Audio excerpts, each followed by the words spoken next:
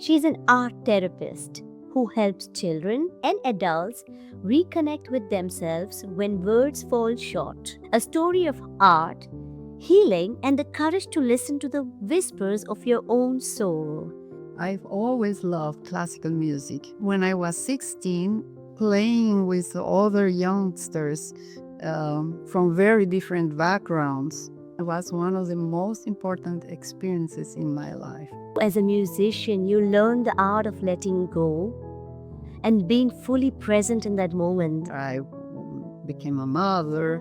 I love my children. I love my family. But I missed very much my clarinet playing. And when my oldest child was about 10 years old, it opened this position in the orchestra, and I said, I need to play again. To be a good mother, to be a good wife, I need to be satisfied. I can't just ignore a side of me. With 41 years in music, you're 66. When did you first notice that art has a healing effect on you? Music is art, and music is also healing. Music is just one kind of art. And I intuitively, I went to do art crafts or creative activities with my hands, and I felt I touched the ground. It was like earthing, and I felt good. It calmed me, and I had new ideas. I had insights. When you use your hands, we connect with our senses, and senses brings you to here and now, to the present moment. So, or you watch TV, you scroll your social medias. You are not inside of you, you're outside. Use your hands, do cooking, gardening, try to do a portrait. Look at you on a mirror and try to draw yourself. It's very fascinating to do that. We just have to be us. And that's what art therapy does.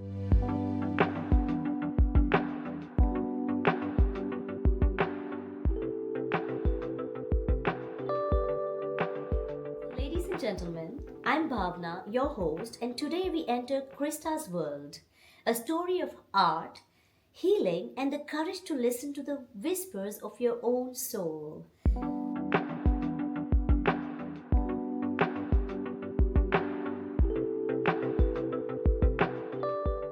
So, Krista, before we explore your music career and your work as an art therapist, I want to start at the very beginning. Because the way you grew up already feels like a story in itself.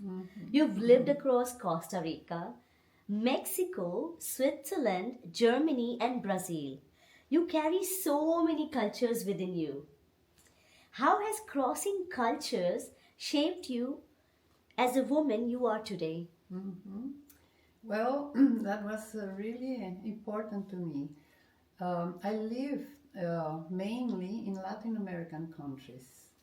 Though I had in my family's environment, I had an European education, and it was a big contrast between the living in my house and the living how it goes in these Latin American countries. Um, and I had some troubles with my Swiss formality and punctuality, for example. But I got used to accept the looseness the people have in those countries.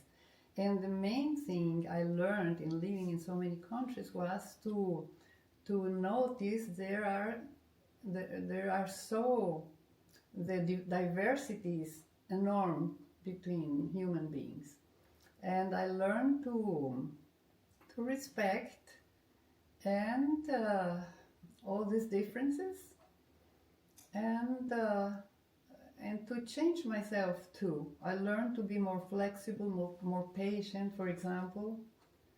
Wow.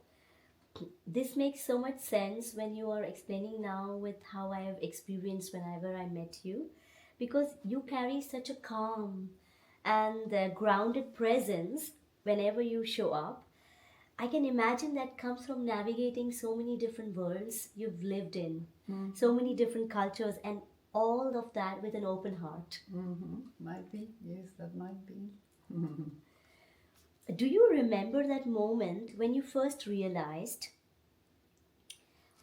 that music wasn't just a hobby but part of your identity? I've always loved classical music because we heard very much classical music at home. In my family environment was music very important. My Spanish grandma played several string instruments, and she used to play for us and sing Spanish songs. My father played the guitar, and for him it was important that we all learned an instrument. I loved to go to concerts. As a kid, I saw the stage and the musicians. I thought that's wonderful. But when I was 16, I was already playing in the Youth Symphony Orchestra of Costa Rica, and that was one of the most important experiences in my life. Playing with other youngsters from very different backgrounds, united by the feelings of the music. That was great for me, and I thought I will do that. I also remember I said to my parents when I was 16, I don't want to go to school anymore.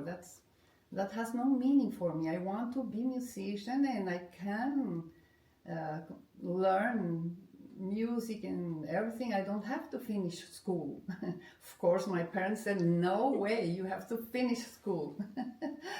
And I was angry, and that was a real problem, but I obeyed, of course, and thank God. They were right.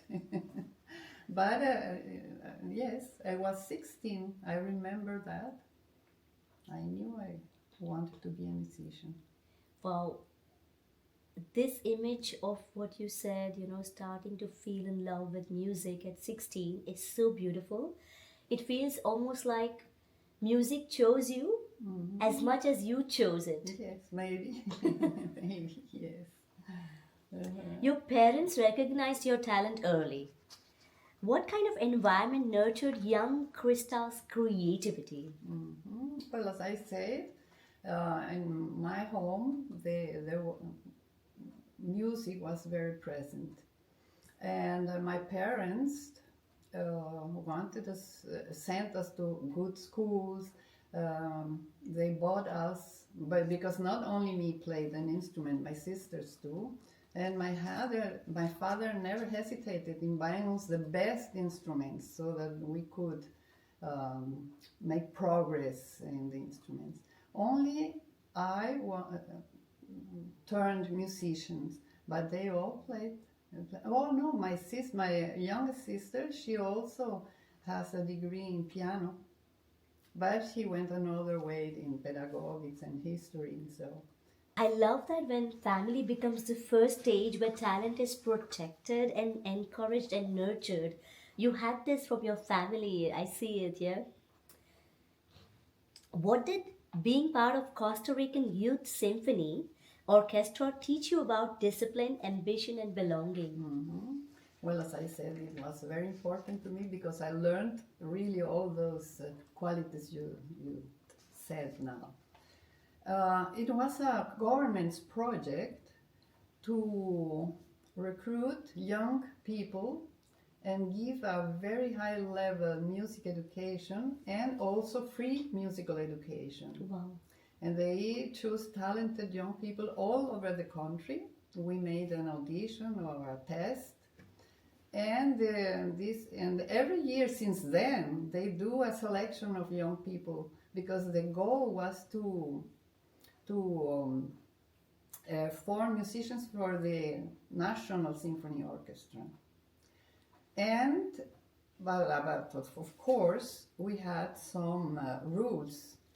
As we received this Sponsorship or. yes, this free musical education, we had to give some back, and that was commit to take care of the instruments, to go to classes, to go to all rehearsals, Okay, and that was discipline too. Okay, I learned to be committed. I learned discipline because we had to study at home, to practice very hard.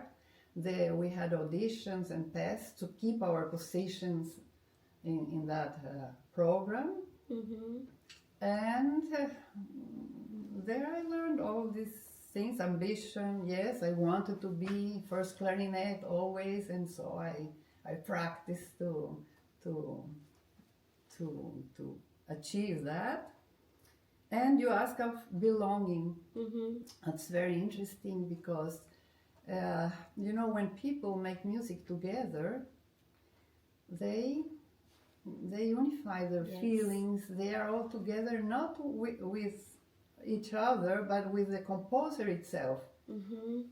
Somebody who lived 200 years ago, and it comes alive when you take a piece of music and play the notes that are written. That's silent.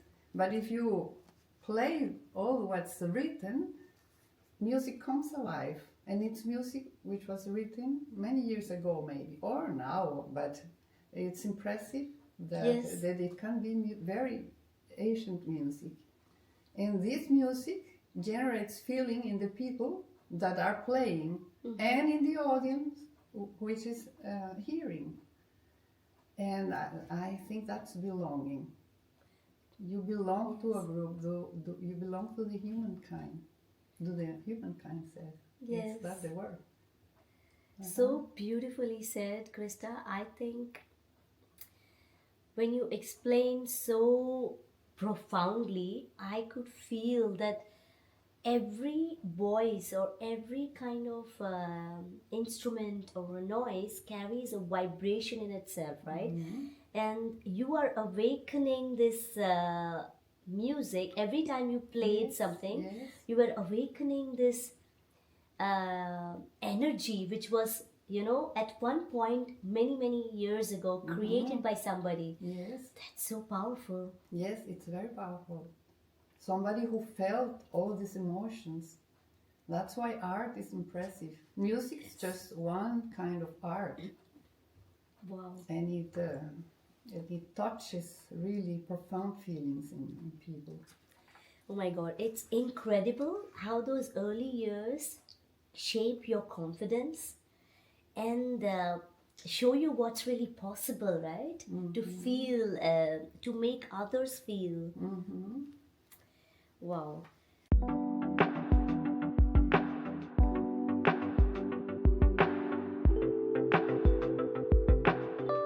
Talented girl into a professional clarinetist with a remarkable career. And something I find powerful is that when we look at performers, we often only see the beauty, not the battles behind it. You were exactly. You were a principal clarinetist for decades. What was the part of performance people rarely see? They're enchanted by the concert. As I said, people hear and are moved by the sounds of the music. Some people come also to criticize, to see if the musicians take risks, if they did all their best, and so there are also people that go for this reason. But most of the people enjoy really the concert. But you see, professional musicians are like everyone. We have everyday life challenges. We have health issues, relationship or family issues, economic problems, like everyone, and that's a lot of worry we had to put aside when we go onto the stage. In the rehearsals, we often go also with all these troubles, and we make mistakes, and it's hard. Maybe we didn't have time to practice enough, and the pressure grows before the concert. But at the time of the concert,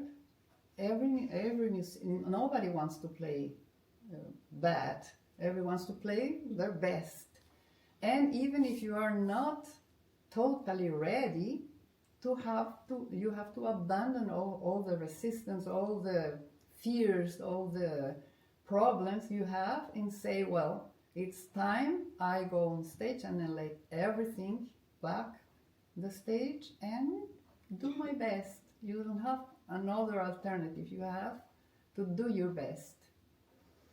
And usually, I used to say, concerts are a miracle. Sometimes the main rehearsal went terrible, and I went home saying, "My God, what's going to be tonight?" But at the moment, everyone gives their self. Maybe it was not a perfect concert, but the energy everybody gave at that moment made the result much better as is expected. And that energy, together with the emotional content of the music, that's what the audience catches. And that's why they don't imagine all that travel before, and then suddenly, oh, beautiful, you play so good. But nobody knows how long we practice alone together at home to give our best. It's like when you are describing the pressure behind the scene and people see the beauty, you as a musician, you learn the art of letting go and being fully present in that moment. That's amazing that you have to, it's like you don't have a choice, but you learn this art of being fully there. And I think this is really, really something which in today's fast-paced world, people are struggling, right, to be fully present. Yes, that's very difficult, and that took me years. As it took years for my colleagues too. That's why when you play together many years, the whole group grows too. But yes, you have to work on that. You have to work. Yes, you have to practice your instrument, overcome all technical problems or difficulties you find. If you are well prepared, you have more chances to overcome the emotional weight on you. And I had to work very hard on knowing my emotions, finding how to control them, finding out where come these emotions from, how can I do it better. I had to learn to let go things, because usually the fears has to do with something you carry with you from childhood, experiences, or for example, self-confidence. I look very confident, but that's my mask when I go to stage. I can't go to stage showing that I'm nervous. That's a mask. But to be really comfortable on stage, you have to learn to be comfortable, to gain self-esteem, self-love, to learn how to relax, to know your values, to recognize your values. Then many times we don't recognize we have values. We only see our weak points and we stick on them. Yes. And you have to learn that you have weak points, you accept them, you try to make them better, but you also need to grow in your gifts and talents and strengths. Wow, I think people rarely understand the pressure and the training you go through as a musician. I'm so glad you explained this so honestly. Thank you for sharing, Krista. Oh, you're welcome. And knowing all this battle I had, I tried to learn about that, and my aim was always to pass to my students or colleagues or people around me who needed, who I thought my experience could really be useful for many people. Yes. You've mentioned performance and anxiety, self esteem challenges, physical demands. Which of these shaped your growth the most? Of course, I faced all of them because if you are emotionally weak, you have also health issues. You have symptoms, and you have to take care of your body as much as you take care of your inner world. You have to balance both of them because your body is screaming, hey, hey, do something. But if you ignore that, you get sick.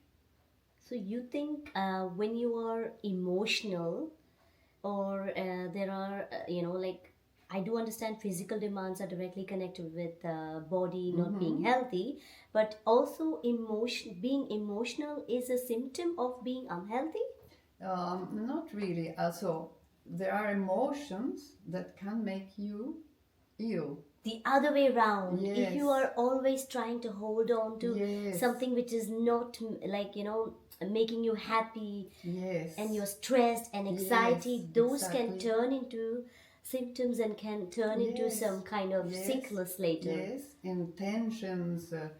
I got a time where I was very tense here, and I felt dizzy, and I had to play, and I said, "My God, I'm dizzy. What am I? What do I have?" I had headaches, and it was just tension. I had to learn to relax, to strengthen some muscles I needed to play the clarinet, for example, correct my posture. But it was clear to me, it's not only that, I must correct my head. Yes, oh my God. It's really comforting to hear this from someone with your level of mastery, with 41 years in music. It makes, I think, for sure people feel less alone about what they go through, because this can be relatable easily for people also in different fields. Of course, it's the same thing. It's the same. Yes. You balanced motherhood, marriage, and a demanding artistic career. What was the hardest part of that balancing act? The hardest part was balancing motherhood and marriage with with a career. When I went to Brazil, I played not directly in the orchestra. I became a mother. I love my children. I love my family. I dedicated myself to them, but I missed very much my clarinet playing. And when my oldest child was about 10 years old, it opened this position in the orchestra, and I said, I need to play again. To be a good mother, to be a good wife, I need to be satisfied. I can't just ignore a side of me. So I told my family, I need your support, and let's go. And they agreed. Of course, it was not always easy because they were used to have me always there. But I did that, and I tried to do my best on both aspects. And I think that was the hardest thing to balance. Oh my God. I could totally relate to that, and I think most of the women will relate to this battle of choosing between a partner, a mother, and I don't even go to the other roles you play. This part of your identity, this part of yourself, space to be, to grow. Yes, absolutely. Absolutely. You have to be you first.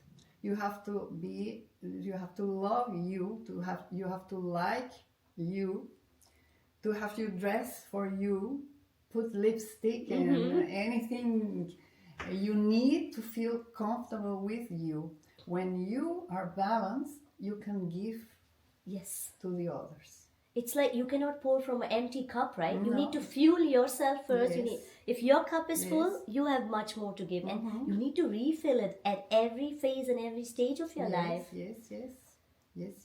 And that's love. That's loving the others. Yes, love yourself, Yes, and you and will you have will be plenty able, to. yes, plenty to give. That's true. Mm, yes.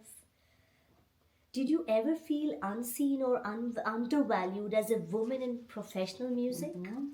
No, but to ensure that wouldn't happen, I decided I had to give it my all. I decided I had to maintain high level of excellence no matter what. How difficult it was taking care of home and work. That was a decision. And I think that's another important point for us women. Sometimes we have to decide what we need to do. It's very difficult. Mm-hmm. You stay here or there. No, you have to decide. Am I doing this? Yes, and you have to stick on that. So if you take over your passion, just don't be guilty of not doing Yes. something back at your home for your Yes. kids, for your husband. Try to leverage as much support you can, Mm-hmm. outsource a little bit, delegate a little bit. Thank And you. I think I earned that respect because of this decision. Thank you for naming this so very well, because this conversation really matters for all the women, Yes, no matter I which think so. era we are talking about. This needs to be, go into the deep inside of every woman. Yes. When did you first feel the whisper of change that maybe you were meant to do something beyond the orchestra? I always had this calling to help people, to to to transmit my experience. Um, and as I was getting older, I started to feel a little bit tired of traveling concerts. That's physically demanding. And I thought, well, I can't play clarinet my whole life. I must start thinking of what I will do after this. Because I loved so much that I couldn't imagine what can I do after orchestra. But I thought, well, I have also this calling, and I was feeling I wasn't giving enough in this area. I had my students, I had colleagues, but I see there's much more people around me who could benefit with my experience. And that's when I started to think of the possibility of work as a therapist. But before I had to learn more about it, I have to make formal studies so I could do that with. So I would have a fundaments to practice this. Wow. I think that little whisper, the calling, which was there or which was coming at certain point, I think not everybody is listening to that. And it's so beautiful and powerful that you listen to it. It's important. It's very important to listen. But you often don't listen because you are living very much in the outside world. And music helps to go within.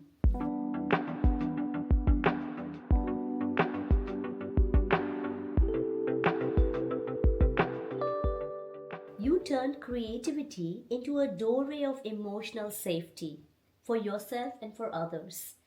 You said creating with your hands regulated your emotions. When did you first notice that art has a healing effect on you? Well, music is art and music is also healing, but music touches mostly your emotions. And that's fine. That's fine too. But sometimes you have to process the emotions. And in music you live in an Imaginary. abstract world. Music doesn't exist unless it is in your memory or when you produce the music.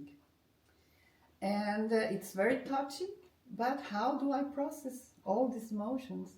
And I intuitively I went to do art crafts or creative activities with my hands, and I felt I touched the ground. It was like earthing, and I felt good. It calmed me, and I had new ideas. I had insights Wow, that's on how to balance emotions with reality, let's say. mm-hmm. That's such a powerful realization. It almost feels like our hands really know what our heart feels. Yes, hands are totally related because with your hands, you, um, Feel all the senses, right? yes, and you can concretize thoughts. What you have for example, talking about art crafts or art, visual arts, or so you have an idea, you use your hands and made it, you made it appear. Yes. Or you have an idea of constructing or modeling something, you may do it with your hands. Yes. So your hands, Have magic as a power. yes, have the power of materialize what you're feeling or thinking. And today that has also an explanation through the research it's going on today of neurosciences. When you use your hands, as you said, we connect with our senses, and senses brings you to here and now, to the present moment. Yes. And that's the point. That's why working with your hands is so important. Wow. It's getting so deep, the topic. I really feel this will connect with many people, what we are talking in today's very, very fast paced environment where being Yes. present is the most difficult part, right? Yes. With the social media, with the phones, with everywhere you go, there are like screens. Of course, yes. I think it's, and you have to be fast, otherwise you cannot survive in today's world. Yes, But you yes. also have to be bringing your self back to being present. Yes, And yes. I'm really curious about this This topic of this art topic. therapy. Yes. Yes, and that's the point. That's the point. Create with your hands. You've trained yourself in expressive arts, therapeutic mandals, spiritual modalities. What drew you into this deeper inner work? Well, I have always been interested in my inner world. I think I learned from my father, who was a yogi. Yes. Really? Yes. In Brazil? No, in Costa Rica. In Costa Rica, Yes, of course. he's Swiss. As he was unmarried, he practiced yoga profoundly, and he always did meditation and sat there in a posture meditating. And we ran around, and he kept concentrated, and I admired that. That was very interesting to me, and I learned from him the value of mind control, of self-knowledge, of universal love, and all that stuff. So I think very early it awakened these feelings in me. That's why I always connected everything with this inner inside work. Inner work. Inner work. Okay, that's the word. And well, therapy has all to do with that, because you try to bring these people inside of themselves and find out what's wrong or what do they need to heal inside them. It's so inspiring to see that your curiosity as a little girl running around your yogic father Yes. became your path and not just passion. I think for people listening, what is the real difference between art education and art therapy? Can you explain that in Yes, short? yes. Well, art therapy is about the process you you experience while doing an artistic activity. It's not aesthetic evaluation of what you're doing. It's the process. What do you feel while doing that? As you're working with your hands, you disconnect your rational hemisphere Mm-hmm. and you let your intuitive part of the brain. We are Creative. yes, we are only, as you said, outside. We look at that. We um, are rational. We take decisions. We this is the best, and so. Or you watch TV. You scroll your social medias. You are not inside of you. You're outside. When you disconnect this part of the brain, the other part of the brain has the opportunity to send you insights, to say, hey, I'm here, I'm creative, I have intuition, I know what's inside of me, here to me. And that's what art therapy does. And art education is different. It's important too. It's very important because any art is healing, even if you are not doing art therapy. But art education aims to teach techniques, develop aesthetic skills, and fosters creativity from an educational perspective. That's the big difference. But art can be healing anyway. Yes. As I said, I noticed doing things made well to me.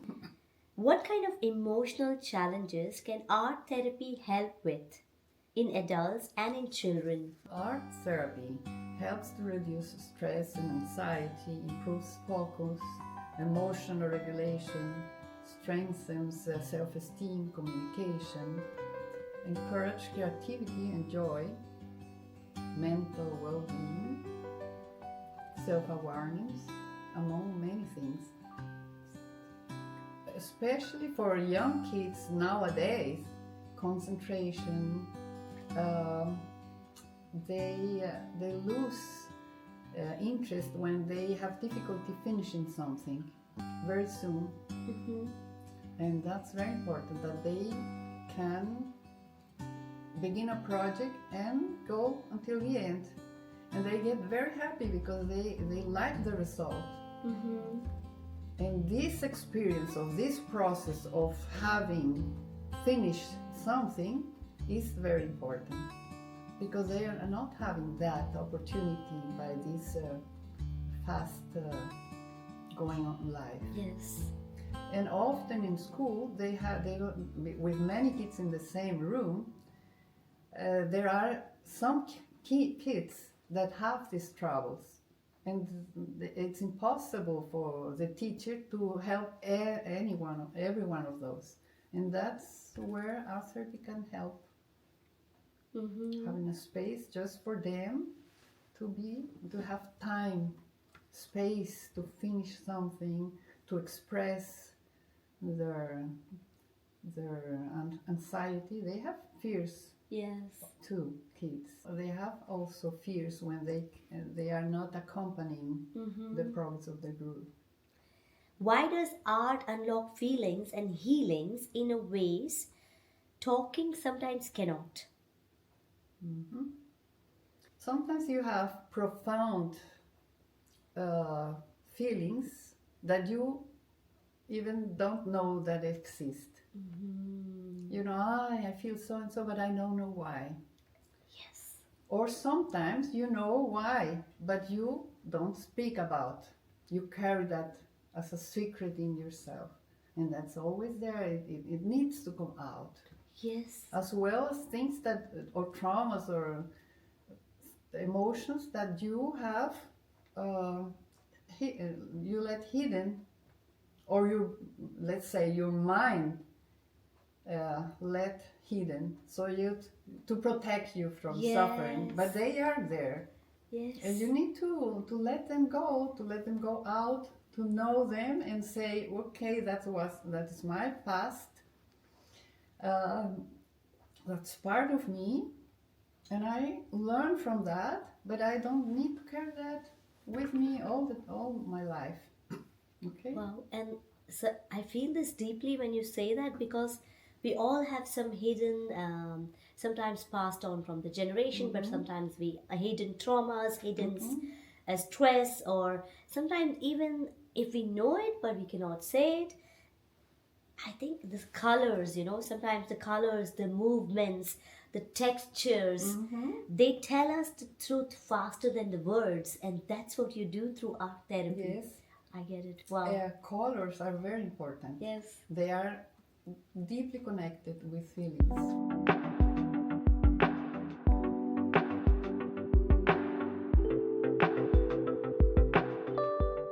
Since when are you living in Switzerland, Krista, now? I'm living here permanently since summer 23. Okay. That's for Two and a half years. Two and a half 2 years. years. Mm-hmm. Wow. After 41 years in Brazil, you moved here to be close to your family. What has this new beginning given you emotionally? Well, I have no words to explain that. That's very beautiful. I turned a grandmother, and that was an amazing experience I've never imagined. And being near from them, it's just fantastic. I lived 41 years in Brazil. My kids grew up there, and we lived without family near us. Grandmas, grandpas, aunts, cousins, they were all in Switzerland or in Costa Rica, and we missed that very much. Yes. So I'm glad we are all together here, because my kids came here, they work and live here, grounded family here. So we are all together now. That's The sense of belonging you describe is so beautiful. I can feel it through your voice. Belonging again. Yes. Together again. Can I ask you, how old are you, Krista? Yes, I am 66. You're 66, starting a new professional chapter just few years ago, 2 years ago. At this stage of life, what does that courage mean to you? I thought I want to be happy elderly woman. I want to do something for others till I die. I want to be for other people. That makes me feel happy. I want to be useful till the end of my life. That's the goal of me continuing professionally, doing something. I had so much from life, I want to give it back. I had very much troubles and problems and difficulties, but you learn from that, and that's the important thing. Wow. That's the important thing. You work with adults and children in art therapy. What repeated emotional challenges do you see in today's fast-paced world?